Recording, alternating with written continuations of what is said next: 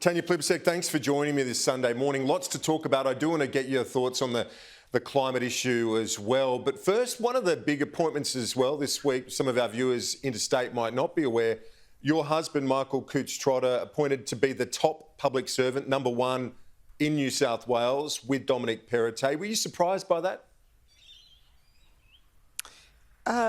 Well, not surprised because he's a highly skilled person, very good at his job. He's served Labor and Liberal governments as an apolitical public servant for many years, and he's done it with diligence, he's done it with courtesy to the people around him, he's very committed to it.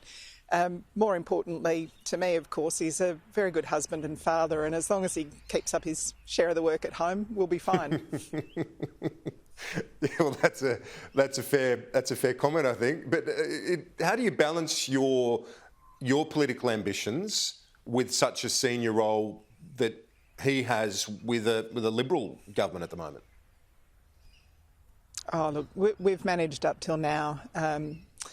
We've managed up till now, and I'm sure we'll keep working together to make sure our kids and our family are okay, that we're looking after each other. What he does at work, what I do at work, that's at work. That stays at work. Let's look at the climate issue now. The BCA, were you surprised by their commitment yesterday? They represent some of the biggest emitters in the country, BHP, Rio Tinto. Last election, they said that 45% emissions reduction would be economy wrecking. Now they're backing in a 46 to 50% reduction. What do you make of that? Well, better late than never, I guess. Look, it's fantastic that we now have every state and territory, all the major business groups agreeing with Labor that you can reduce emissions, grow jobs and grow the economy. This is so important for Australia's future because we know that solar is now the cheapest form of electricity in human history. With cheaper, cleaner energy, we can grow jobs in manufacturing, in retail, in other areas of the economy that are energy intensive. We know that by investing in renewable energy, we bring down the cost of power for households and for businesses, and that has an economic dividend. But there's a reason that 1 in 4 Australian homes now have solar panels on their roofs. It's not because they're all mad greenies, it's because they have worked out the benefits of cheaper energy for their families. The same is true of our business community. They have worked out that there are economic opportunities in reducing emissions and reducing the cost of power. And that so will you commit to the same target? Now you've got New South Wales government, coalition government committing to 50%. You've got BCA, the Business Council of Australia, not the trade union movement, not the Greens. This is the BCA. Surely Labor's got to go to somewhere around that too, doesn't it? 50%? Well, we've made very clear our 2050 targets. We're sticking to our 2050 targets and interim targets we'll make clear before the next election. We are looking very closely at what happens in Glasgow, obviously. This is an opportunity for the world to do something really significant to bring down pollution, but also invest in a clean energy future that brings with it prosperity and jobs. Should the PM go to Glasgow? Oh, look, it's pretty extraordinary not to take the opportunity to be at the table when these huge decisions are being made. They have a huge effect on Australia and our future, and it makes sense to me that Australia would be represented at the highest level at something like this. Now to schools and the returning of kids to classrooms. Such a relief, I think, for families, for kids themselves to get back face-to-face with their mates. As you wrote in the Daily Telegraph last week, that they've missed a lot. They've missed a great deal. Should they have to wear masks, primary school kids? Oh, look, I think it's good for the kids who can, the older kids in particular, to wear masks. Masks are important where it's possible. Ventilation's very important. We see that the Victorian government has invested big time in high quality air filters for classrooms. I know the New South Wales government has done a review of ventilation in classrooms, but it's not really clear that they're that they've invested in the same way in the air filters, so it'd be good to have some answers around that. Obviously, vaccination for the groups that are eligible, teachers and school staff, but also those older children, the teenagers, 12 to 15-year-olds.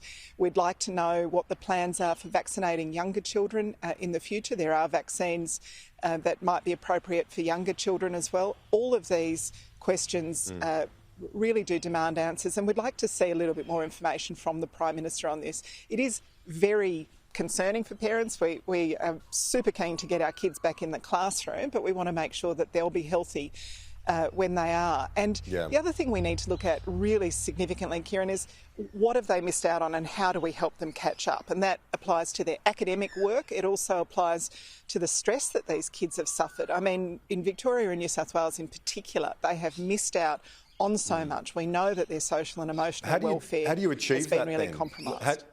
How do you achieve that catch-up? What's your idea? I mean, not everyone can afford to have tutors and that sort of stuff to get their kids back on track, but what's your thinking on that to have some equity across the board? Yes. Well, I really think the federal government should be helping with the cost of small group and individual tutoring where that is needed. We've seen some programs in Victoria and New South Wales with that sort of catch-up tutoring. The federal government really could help supercharge that. We also need support for how the kids have been coping. So, looking at counsellors or other sorts of supports, extra sports, extra school camps, the sort of things that get kids back on track with their mental health. Looking at, for older kids, making sure that there's a place for them at university or TAFE or help to get a job. And those kids who are finishing year 12 this year, they've had 2 years of disrupted learning at the most critical time for those skills formation that would help them get a job. We really need to see extra effort from the Commonwealth Government, particularly with university places and TAFE. Was New South Wales right to bring forward school by a week? Did you welcome that from Dominic Perrottet? And just going back to that piece that you wrote in the Daily Telegraph, because you said, as you wrote in that piece, it's largely a milder illness for younger ones. In that context, shouldn't getting kids back in the classroom be our number one, if not number one, right at the top societal priorities?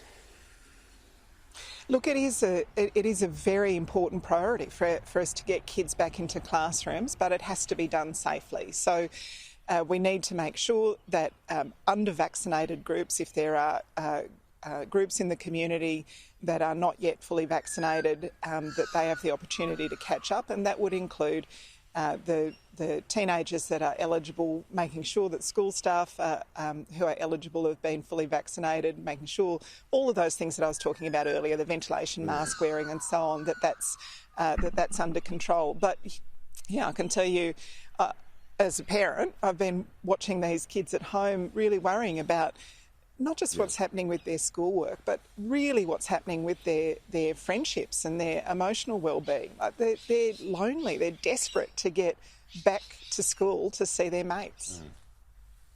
100%. And some of the shadow pandemic that Pat McGorry has spoken to me about, I'm sure he's spoken to you over recent months. It's heartbreaking, particularly in Melbourne. We've just got to move on from this as soon as possible for their sake. But just to circle back to where we were at the start, the new Deputy Premier, he said, in fact, the masks for little kids is ludicrous. Can you see why some people would think that steps like that would be too much for those aged, sort of 8, 9, particularly when they haven't had to wear masks throughout the pandemic thus far? Yeah, look, I think we need to take a common sense approach to it. So we can work this through with teachers, with parents. Little kids may well find it very difficult. Some will be fine, some might find it difficult. Kids with conditions on the autism spectrum disorder, for example, might also find it very difficult to abide by some of the new requirements. We need to take a sensible, compassionate, thoughtful approach to this, and I'm sure it's not beyond us. I'm sure it's not beyond us to do that. Finally, on the notion of a federal ICAC, well, first of all, Gladys Berejiklian, you thanked her for her service. Do you think some of your Labor colleagues might raise an eyebrow at your generosity there, given there's a cloud of corruption over her? Well, I really, I took on this job years ago and decided I wanted to try and do it without becoming a hater. And I think it's important that when we think about the people who sit across from us in the chamber, that we consider them our opponents, not our enemies. And I really do think that the people of New South Wales look at Gladys Berejiklian's service during COVID and agree that she worked hard. She did her best for the state. That doesn't excuse her from answering questions before the ICAC. These are two separate issues, and she has given evidence in the past, in private and in public. She is now the subject of an investigation, and she's quite properly stood aside to face any allegations against her. I don't think that the people of New South Wales have suddenly decided that her hard work during COVID means nothing. And finally, the federal ICAC, the Prime Minister says he has concerns about simply replicating the New South Wales model. Can you see why he'd have concerns about that approach federally? Well, I think he doesn't want a federal anti-corruption commission with teeth because there are so many dodgy things that have happened on his watch. We've got sports rorts, car park rorts, water buyback, the Leppington Triangle, paying 10 times too much for land, the forged documents, branch stacking. This is a Prime Minister who would introduce a federal ICAC that didn't have the power to receive complaints from anonymous whistleblowers, that couldn't initiate investigations into matters that the Integrity Commission itself wanted to take up. They'd have to wait for the government to say, yes, you can investigate that. It's really the weakest of weak integrity commissions, weaker than any integrity commission in any state or territory in this country. And many experts have said it's better to have nothing than to have the toothless proposal that's on the table at the moment. Am I surprised that Scott Morrison wants a weak and useless federal integrity commission? No, I'm not surprised at all that that's what he's after. Tanya Plibersek, I appreciate your time. Thank you. Always a pleasure.